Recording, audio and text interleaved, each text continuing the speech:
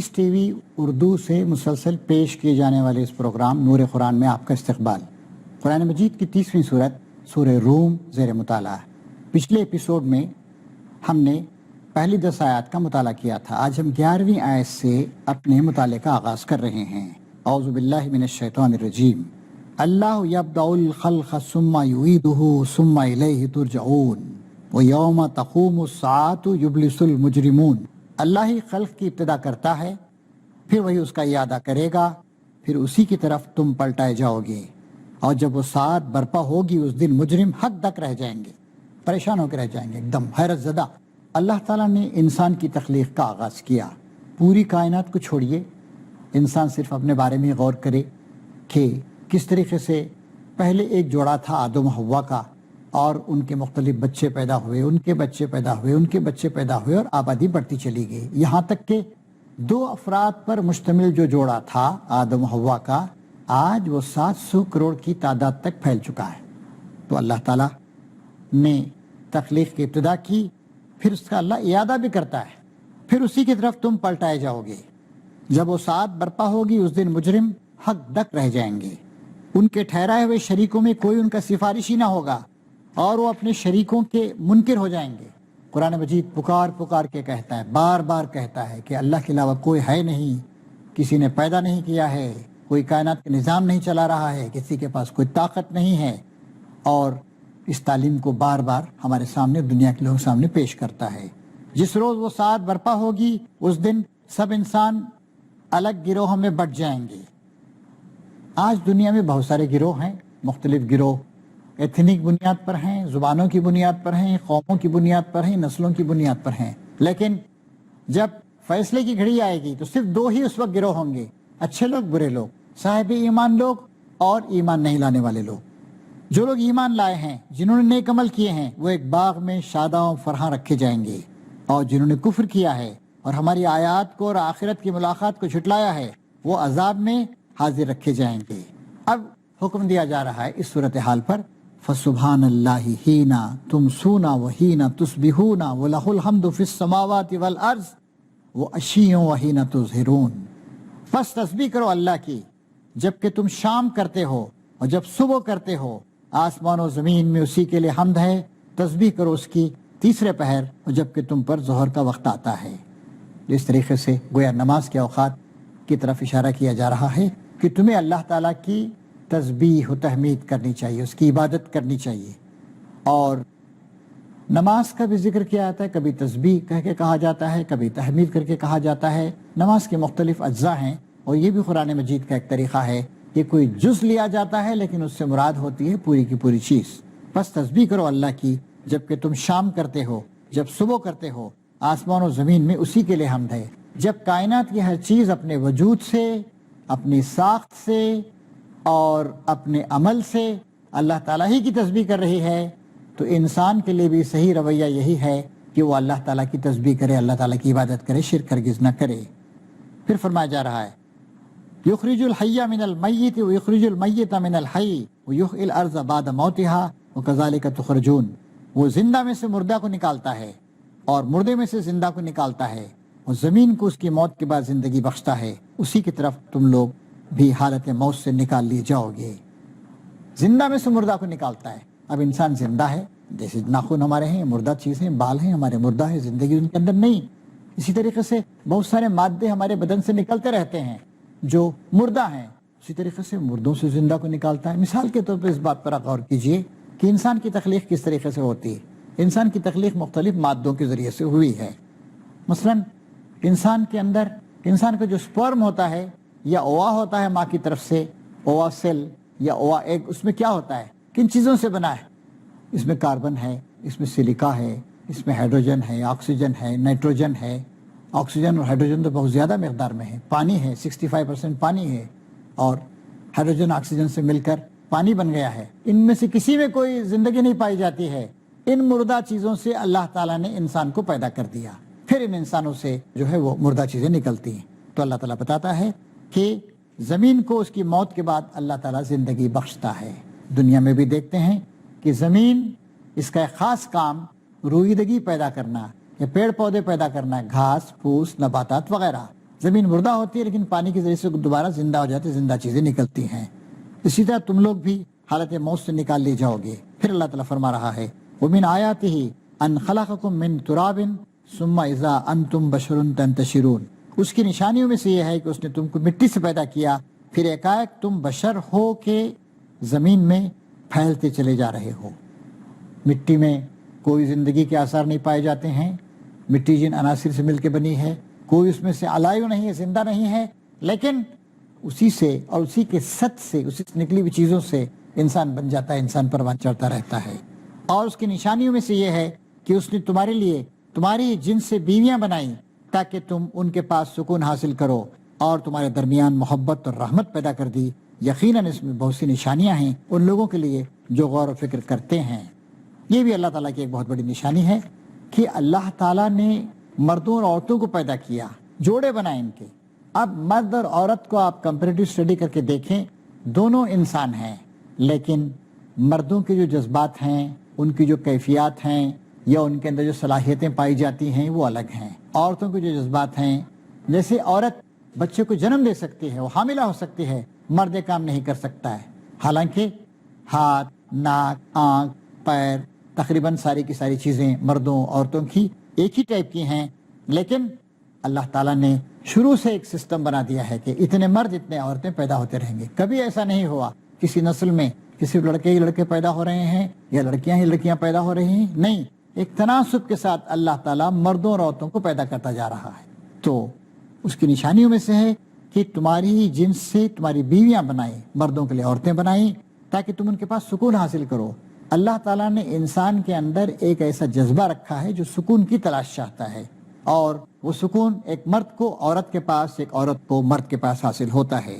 پھر فرمایا وَجَعَلَ بَيْنَكُمْ مَوَدَّةً وَرَحْمَةً، اور تمہارے درمیان مودت اور رحمت پیدا کر دے.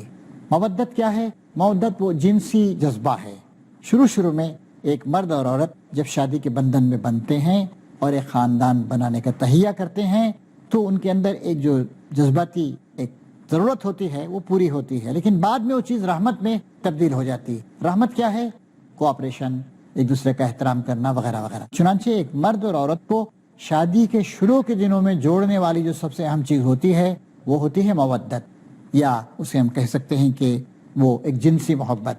لیکن بعد میں آہستہ آہستہ یہ چیز پیچھے ہونی چلی جاتی ہے اور ایک روحانی تعلق شوہر بیوی کے درمیان پیدا ہونے لگتا ہے.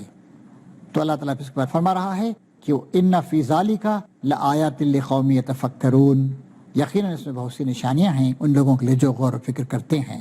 اسی طریقے سے انسان اس بات پہ غور کرے کہ انسان کے اندر جو اللہ تعالیٰ نے جس کو پیدا کر دیا اور زمین کے مردہ بے جان مادوں سے لے کر پیدا کیا، انسان کے اندر احساسات، فیلنگز پیدا ہو گئیں، جذبات، سینٹیمنٹس پیدا ہو گئے.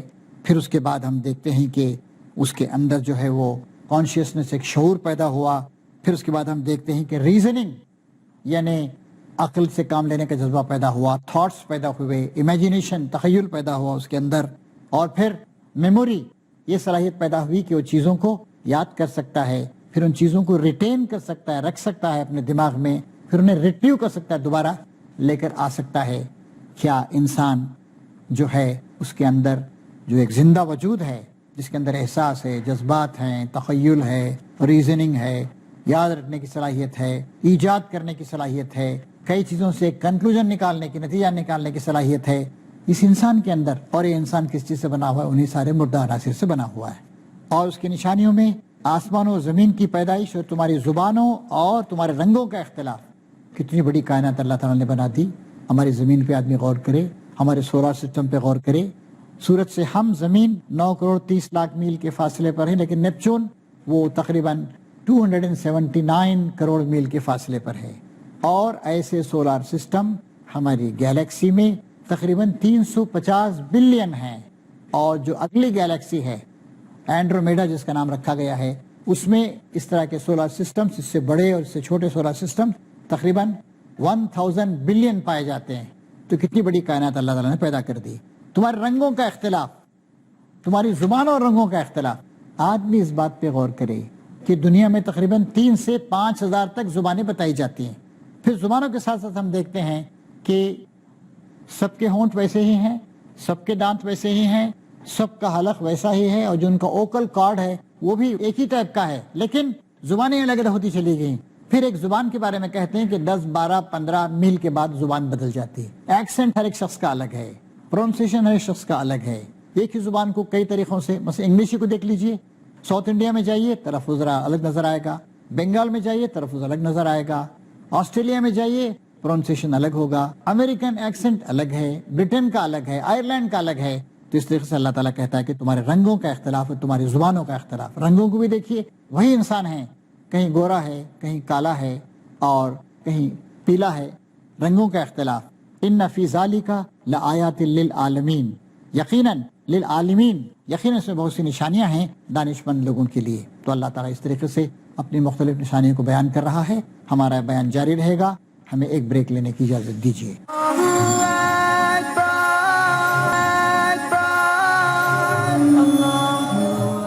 ناظرین کرام، بریک کے بعد دوبارہ آپ کا استقبال ہے۔ پچھلی آیت میں ہمارے سامنے بات آئی تھی کہ یہ بھی اللہ تعالیٰ کی نشانیوں میں سے ایک نشانی ہے کہ اللہ تعالیٰ نے تمہاری زبانوں میں اور تمہارے رنگوں وغیرہ میں اختلاف رکھا ہے، بلکہ کائنات کی کوئی دو چیزیں بھی ایک دوسرے سے ملتی جلتی نہیں۔ ہر انسان کے اندر ایک انفرادیت پائی جاتی ہے، بلکہ اگر آپ ایک ایک پتے کو دیکھیں، دو پتے بھی اپنی خصوصیات کے لحاظ سے الگ الگ ہوتے ہیں، اپنے شیپ کے لحاظ سے، اپنے سائز کے لحاظ سے۔ یعنی اس کا مطلب یہ ہے کہ اللہ تبارک و تعالیٰ، یعنی ایسا نہیں ہے کہ ایک ہی ٹائپ کی چیز، ایک ہی ٹائپ کی سوئیاں یا ایک ہی ٹائپ کی میخیں یا کانٹیاں نکل رہی، نہیں، ہر چیز کی اپنی ایک انڈیویجولیٹی ہے۔ چنانچہ اپنے نقش و نگار ہے، اس کا ایک ڈیکوریشن ہے، اور اس کا ایک تناسب پروپورشن ہے، اور اس کی اپنی کوالٹیز ہیں۔ نہ دو انسان ایک جیسے ہیں، نہ دو انسانوں کی انگلیوں کے نشانات ایک جیسے ہیں، نہ دو انسانوں کی آنکھ ایک جیسی ہے۔ ہر چیز ایک یونیک چیز، ویرائٹی ہے، اللہ تعالیٰ نے ویرائٹی پیدا کر رکھی ہے۔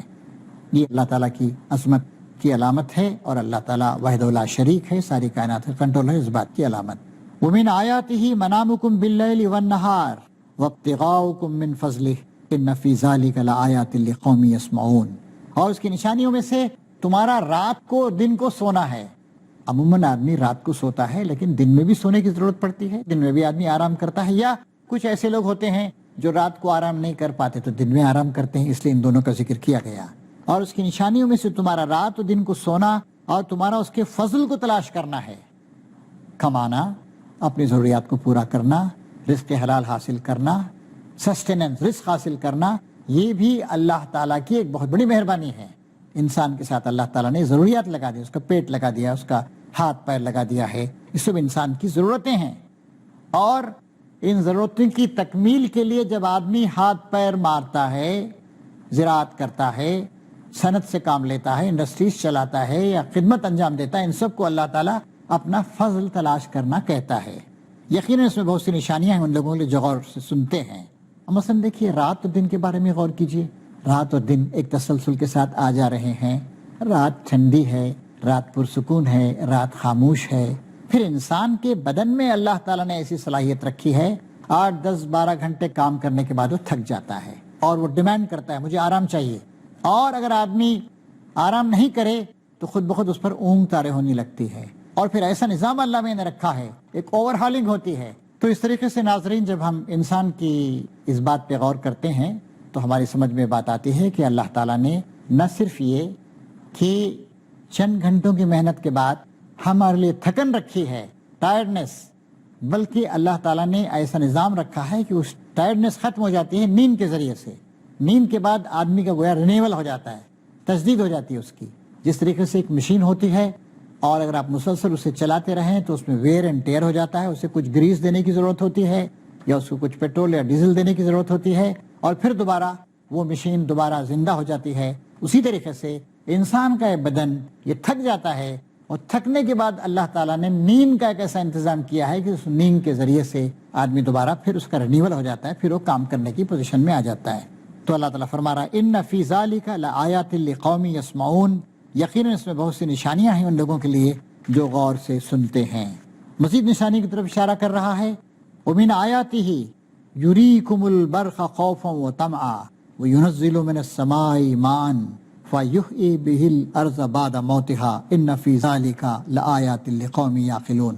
اس کی نشانیوں میں سے یہ بھی ہے، تمہیں بجلی کی چمک دکھاتا ہے، خوف کے ساتھ بھی اور طمع کے ساتھ بھی، اور آسمان سے پانی برساتا ہے، اور پھر اس کے ذریعے سے زمین کو اس کی موت کے بعد زندگی بخشتا ہے۔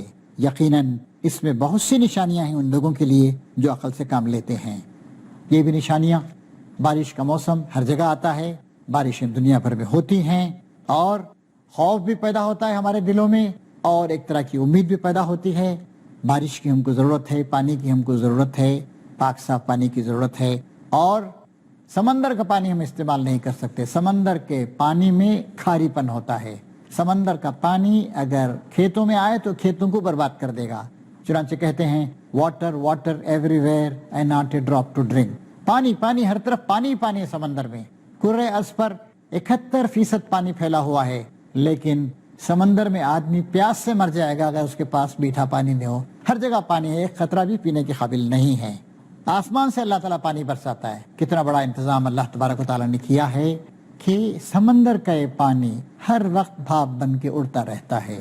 چنانچہ ہائیڈرولوجسٹ کا اندازہ ہے کہ ایک سیکنڈ میں 1,60,00,000 ٹن پانی بھاپ بن کے اڑتا ہے، اور اتنا لطیف، اتنا ہلکا پھلکا وہ ہوتا ہے کہ ہوا کے دوش پر، ہوا جو بہت ہلکی ہے، اس پہ سوار ہو کر بادلوں کے قافلے نکلتے ہیں، پھر یہ مردہ زمینوں کی طرف آتے ہیں، اور پھر وہاں پر بارش برستی ہے۔ کتنا پیارا انداز، کتنا لطیف انداز۔ اگر 1 سال زمین پر بارش نہیں ہو تو پھر زمین پہ جتنے انسان ہیں، جتنی ہماری مشینیں ہیں، جتنے ہمارے کارخانے ہیں، وہ سب کے سب اس کام میں ہم کو لگانے پڑیں گے کہ بھائی پانی بنایا جائے۔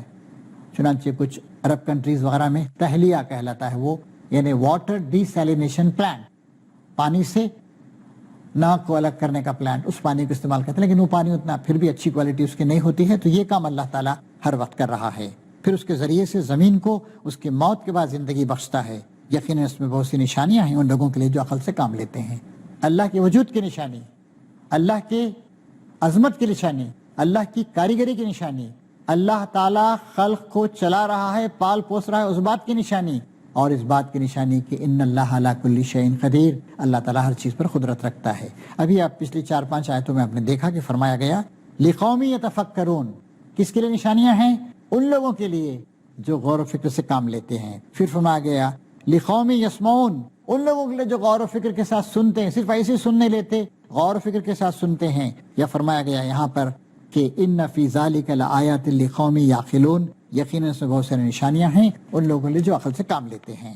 اب ہم آگے بڑھیں گے، اور اس کی نشانیوں میں سے یہ ہے کہ آسمان و زمین اس کے حکم سے قائم ہیں۔ کس انداز سے زمین قائم ہے، کس انداز سے مختلف سیارے قائم ہیں۔ اللہ تعالیٰ ایک جگہ ارشاد فرماتا ہے ان اللہ یمسک السماوات والارض ان تزولا، یہ اللہ تعالیٰ ہی ہے جس نے آسمان و زمین کو تھام رکھا ہے کہ وہ اپنی جگہ سے ٹل نہ جائیں، ہٹ نہ جائیں، ڈھلک نہ جائیں۔ اگر ان میں سے کوئی اپنی جگہ سے ہٹ گیا تو کیا اللہ تعالیٰ کے علاوہ کوئی ایسا ہے جو ان کو تھام سکے دوبارہ؟ اللہ تعالیٰ ریگولیٹ کر رہا ہے ان ساری کی ساری چیزوں کو، ستاروں کو، سیاروں کو، کہکشانوں کو، گیلیکسیز کو، یہاں تک کہ ایک گیلیکسی دوسری گیلیکسی کے اندر سے نکل جاتی ہے لیکن کوئی ٹکراؤ نہیں ہوتا ہے۔ پھر جو ہی کہ اس نے تمہیں زمین سے پکارا، بس ایک ہی پکار میں اچانک تم نکل آؤ گے، اور تم سب کے زمین سے پیدا ہوئے ہو، اسی زمین سے ہم نے تم کو پیدا کیا، اسی زمین میں ہم تم کو دوبارہ لے کے جائیں گے، پھر تارتن اخرى دوبارہ اسی زمین سے نکالیں گے، اور ایک اللہ تعالیٰ کا ایک اشارہ ہوگا، ایک حکم ہوگا، پکارا، سب کے سب نکل آئیں گے۔ آسمان و زمین میں جو بھی ہیں اس کے بندے ہیں، سب اسی کے تابع فرمان ہیں۔ وہی ہے جو تخلیق کی ابتدا کرتا ہے، پھر وہی اس کا اعادہ کرے گا، اور یہ اس کے لیے آسان تر ہے۔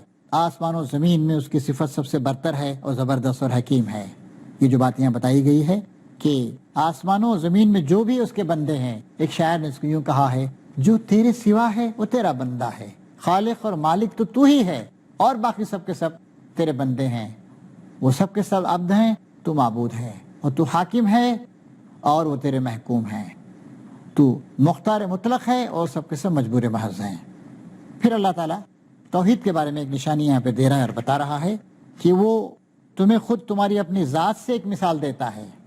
کیا تمہارے ان غلاموں میں سے جو تمہاری ملکیت میں ہیں کچھ غلام ایسے بھی ہیں جو ہمارے دیے ہوئے مال و دولت میں تمہارے ساتھ برابر کے شریک ہوں اور تم ان سے اسی طرح ڈرتے ہو جس طرح آپس میں اپنے ہمسروں سے ڈرتے ہو. کیا تم غلاموں کو اپنا مال دے دیتے ہو؟ کیا غلاموں سے تم ڈرتے ہو؟ تو پھر یہ جو تم نے اللہ کے ہمسر بنا لیے ہیں اللہ کی مخلوقات میں سے، یہ کتنا غلط کام ہے. اس طرح ہم آیات کھول کر پیش کرتے ہیں ان لوگوں کے لیے جو عقل سے کام لیتے ہیں، مگر ظالم بے سمجھے بوجھے اپنے تخیلات کے پیچھے چل پڑے ہیں. اب کون اس شخص کو راستہ دکھا سکتا ہے جسے اللہ نے بھٹکا دیا ہو؟ ایسے لوگوں کا تو کوئی مددگار نہیں ہو سکتا.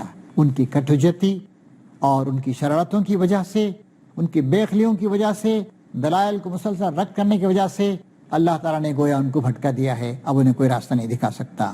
اب فرمایا جا رہا ہے نبی کریم صلی اللہ علیہ وسلم کو کیا کرنا چاہیے. پس اے نبی اور نبی کے پیرو یکسو ہو کر اپنا رخ اس دین کی سمت میں جما دو. اللہ تعالیٰ کا صحیح دین آ گیا ہے، تم سب کے سب اپنے رخ کو اس دین کی طرف کر لو. فطرت اللہ التی فطر الناس علیہا، قائم ہو جاؤ اس فطرت پر جس پر اللہ تعالیٰ نے انسانوں کو پیدا کیا ہے. اسلام کی دعوت فطرت کی دعوت ہے، فطرت کی پکار ہے، فطرت کی طرف لوٹ آنے کی دعوت. ساری کائنات اللہ تعالیٰ کی حمد و ثنا بیان کر رہی ہے، اس کے احکام پہ چل رہی ہے.